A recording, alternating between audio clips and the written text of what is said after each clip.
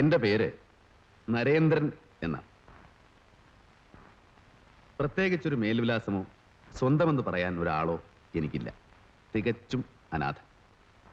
ഇപ്പോൾ ഈ എഴുത്തെഴുതുന്നതിൻ്റെ പിന്നിൽ ഒരു നല്ല ഉദ്ദേശമുണ്ട്. ഞാൻ മരിക്കാൻ പോവുകയാണ്. തെറ്റിദ്ധാരണ വേണ്ട. പ്രേമനൈരാശ്യമോ കടബാധ്യതകളോ ഒന്നുമല്ല കാരണം. ഇപ്പോൾ ഞാൻ സന്തോഷവാനാണ് എന്നത് മാത്രമാണ്. ഇനി പെണ്ണും കെട്ടി കുറെ കുട്ടികളുമായി കാപട്യം നിറഞ്ഞ ഈ ലോകത്തിൽ അന്യോന്യം മത്സരിച്ച് ജീവിക്കുന്നതിനേക്കാൾ നല്ലത് സംതൃപ്തിയോടെയുള്ള ഒരു ആത്മഹത്യയാണെന്ന് ഞാൻ കരുതുന്നു. വിശ്വസിക്കാൻ പ്രയാസമുണ്ടാവും, പക്ഷേ വിശ്വസിച്ചേ പറ്റൂ. കാരണം ഞാനൊരു പ്രത്യേക സ്വഭാവക്കാരനാണ്. പിന്നെ പത്രക്കാരോടൊരു വാക്ക്. ആത്മഹത്യ എന്ന തലക്കെട്ടേ എൻ്റെ മരണവാർത്തയ്ക്ക് കൊടുക്കാവൂ. പോലീസുകാരോടൊരു വാക്ക്. എൻ്റെ മരണത്തിൻ്റെ പേരിൽ ആരെയും സ്റ്റേഷനിൽ തപ്പിക്കയറ്റി സാക്ഷികളോ മാപ്പ് സാക്ഷികളോ ആക്കരുത്. പോസ്റ്റ്മോർട്ടം ചെയ്യുന്ന ഡോക്ടറോടും ഒരു വാക്ക്.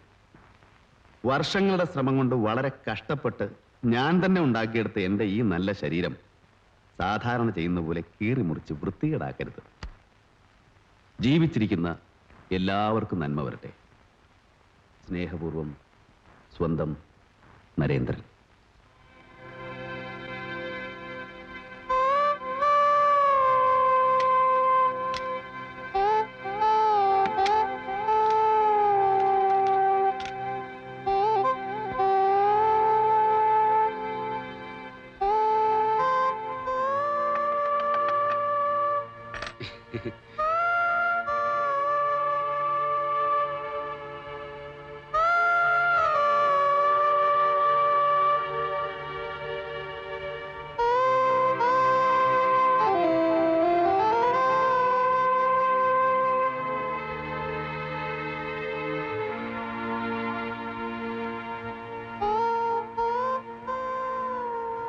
സാറേ, സാർ, അടുത്ത വണ്ടി എപ്പോഴാ? ഇനി നേരം എടുത്തിട്ട് ഇവിടുന്ന് വണ്ടിയുള്ളൂ. അതുവരെ ഈ വഴി വണ്ടിയേ ഇല്ലേ? എന്തിനാ? വണ്ടികളുടെ സെൻസസ് എടുക്കാനാ? ചൂടാവല്ലേ സാറേ, അറിയാൻ വേണ്ടി ചോദിച്ചല്ലേ. ഇന്നിവിടെ വണ്ടി നിർത്തില്ല. തെക്കോട്ട് 2:30-നും വടക്കോട്ട് 3:15-നും ഓരോ വണ്ടി പോകും. ആ യമാമാർക്ക് സലാം പറഞ്ഞ് ഞാനങ്ങ് പടിഞ്ഞാട്ടും പോകും. തെക്കോട്ട് 2:30-ന്, വടക്കോട്ട് 3:15-ന്. Thank you. അപ്പോഴേ വണ്ടിക്ക് തലവെച്ച് ചാവാനൊന്നല്ലോ. എങ്ങനെ മനസ്സിലായി?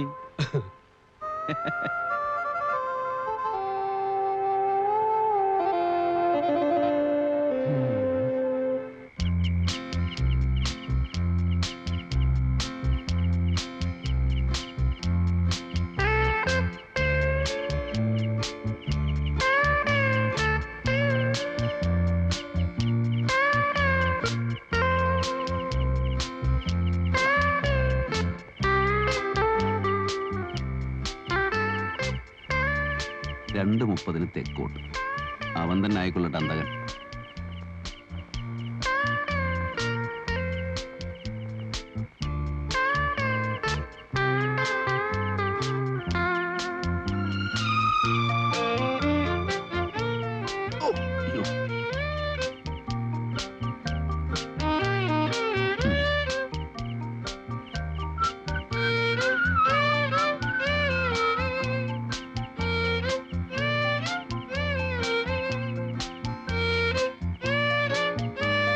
ബോഡി വൃത്തികേടാവരുത്. തല വേറെ, ഉടല് വേറെ. അതാണ് ഭംഗി.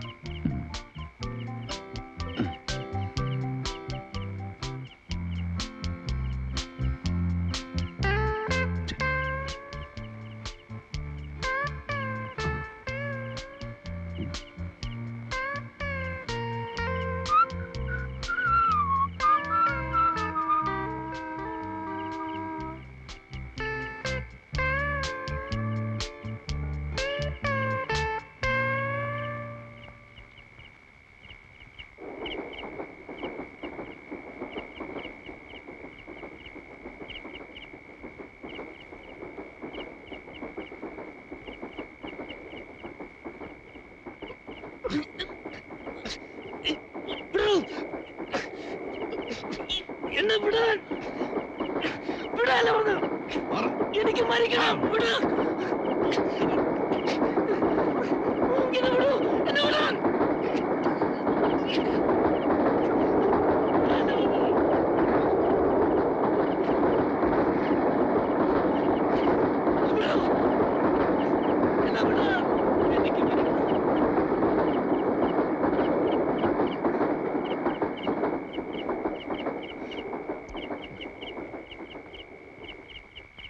മനുഷ്യനെ മരിക്കാനേ സമ്മതിക്കില്ലേ? നിങ്ങൾ ആരാണ് മിസ്റ്റർ? നിങ്ങൾ എന്തിനാ എന്നെ പിടിച്ച് മാറ്റിയത്? തനിക്ക് മരിക്കല്ലേ വേണ്ടു. 3:15 വടക്കോട്ട് ഒരു ട്രെയിനുണ്ട്. അതിനാകാം ഞാനും മരിക്കാൻ വന്നതാ. അതേ സ്നേഹിത, ദാ അപ്പുറത്ത് കിടന്നുകൊണ്ട് വണ്ടി ഒന്ന് നോക്കിയതാ. അപ്പോഴാ നിങ്ങളെ കണ്ടു. സത്യം പറഞ്ഞാൽ ആത്മഹത്യ ചെയ്യാനാണ് വന്നതെന്നുള്ള കാര്യം ഞാനങ്ങ് മറന്നുപോയി ടെൻഷനിൽ. നിങ്ങൾ ഇവിടെ കിടക്കുന്നത് എന്തിനാണെന്നറിയാതെ ഞാൻ എങ്ങനെ മനസമാധാനത്തോടെ മരിക്കും? അല്ല പറ. പോലെ പോലെ നിൽക്ക്, പറയട്ടെ. 3:15 വടക്കോട്ട് ഒരു ട്രെയിനുണ്ട്. അതുവരെ നമുക്ക് സംസാരിച്ചിരിക്കാം. എന്നിട്ട് വണ്ടി വരാറാവുമ്പോൾ ട്രാക്കിൽ കയറി കിടന്ന് സുഖമായിട്ട് മരിക്കാം. പേര് പറഞ്ഞല്ലോ, എൻ്റെ പേര് നരേന്ദ്രൻ. അല്ല, ഞാൻ ഇപ്പോഴാ ശ്രദ്ധിച്ചത്. എന്താ ദേഹത്തൊക്കെ ചോര? എന്തെങ്കിലുമൊക്കെ പറഞ്ഞങ്ങാതി. അടുത്ത ട്രെയിൻ വരാൻ ഇനി അധികം സമയമില്ല. ജീവിച്ചിരിക്കുന്ന ബാക്കിയുള്ള നിമിഷങ്ങൾ വെറുതെ കളയുന്ന എന്തിനാ? ഒരു തീരുമാനം എടുക്കാനേ ബുദ്ധിമുട്ടുള്ളൂ. നമ്മൾ രണ്ടുപേരും തീരുമാനം എടുത്തു കഴിഞ്ഞു. പിന്നെന്താ പറയും? നിങ്ങൾ എന്തിനാ മരിക്കാൻ തീരുമാനിച്ചത്? നിങ്ങൾ എന്തിനാ മരിക്കാൻ തീരുമാനിച്ചത്? സിമ്പിൾ. എനിക്ക് ജീവിച്ച് മതിയായി. ഒരുപാട് അനുഭവങ്ങളിലൂടെ ദാ ഇവിടെ വരെ എത്തി. ഇപ്പൊ ഞാൻ സന്തുഷ്ടനാണ്. ഇനി കുറെ കാലം കൂടെ ജീവിച്ച് ഭൂമിക്ക് ഒരു ഭാരമാകുന്നതിനേക്കാൾ നല്ലത് സന്തോഷമായിട്ട് മരിക്കുകയാണെന്ന് തോന്നി. സ്വരം നന്നായിരിക്കുമ്പോഴേ പാട്ട് നിർത്തുക എന്ന് കേട്ടിട്ടില്ലേ? സ്നേഹിക്കാനോ കാത്തിരിക്കാനോ ആരുമില്ല. മരിച്ചാലൊന്ന് കരയാൻ പോലും ആളില്ല. എനിക്ക് ജീവിച്ച് മതിയായിട്ടില്ല. സ്നേഹിക്കാനും കാത്തിരിക്കാൻ ആളുകളുണ്ട്. അവർക്ക് ഞാനല്ലാതെ മറ്റാരുമില്ല. പക്ഷേ എനിക്ക് മരിച്ചേ പറ്റൂ. മനസ്സിലായില്ല? ഞാനൊരാളെ കൊന്നിട്ട് വന്നിരിക്കുക. നാളെ നേരം വെളുക്കുമ്പോൾ എല്ലാവരും ഇതറിയും. ഞാൻ ജനിച്ചു വളർന്ന നാട്ടിലൂടെ എന്റെ അച്ഛനമ്മമാരുടെ മുമ്പിലൂടെ എന്നെ പോലീസ് വിലങ്ങണീച്ച് നടത്തും. അത് സഹിക്കാനുള്ള ശക്തി എനിക്കില്ല. മരിക്കണം, മരിച്ചേ പറ്റൂ. വ്യക്തമായി പറയൂ, എന്താണ് സംഭവിച്ചത്?